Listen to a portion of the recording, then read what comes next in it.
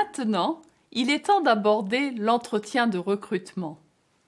L'oral a pour objectif de décrocher le poste que vous visez.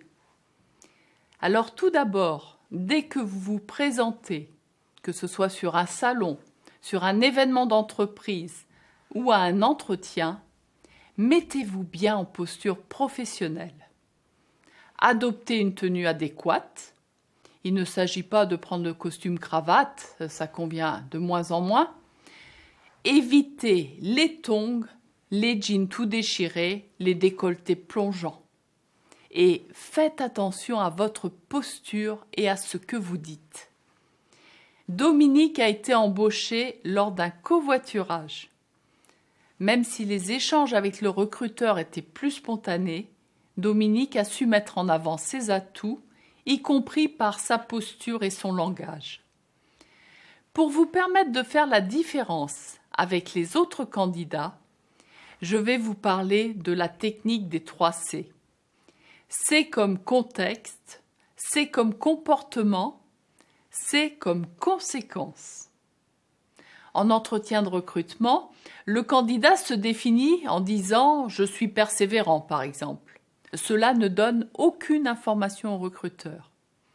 On peut déclarer des choses qui ne sont pas réelles, vous en êtes bien d'accord. Alors, pour laisser entrevoir au recruteur que ce que vous dites est vrai, utilisez la technique des 3 C. L'exercice du jour. Premièrement, définissez une de vos qualités utiles pour les fonctions que vous souhaitez occuper. Deuxièmement, trouvez une expérience dans votre parcours où vous l'avez mise en œuvre.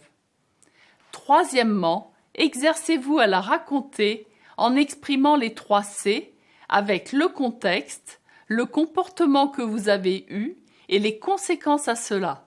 Vous postulez comme commercial et vous déclarez que vous avez été le meilleur vendeur de l'année 2017.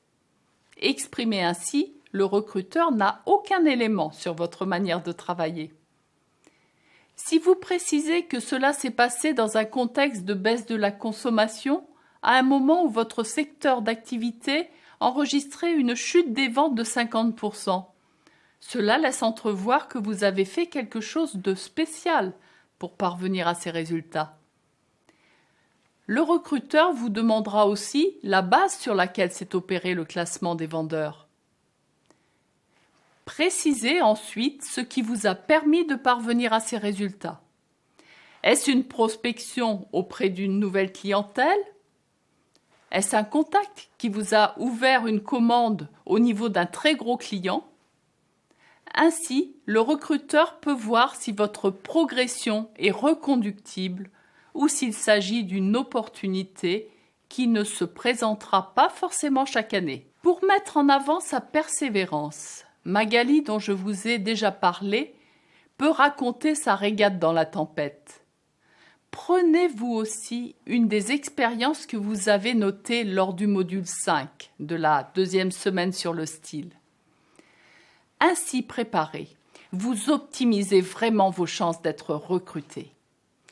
Merveilleuse journée à vous et à demain pour le bouquet final.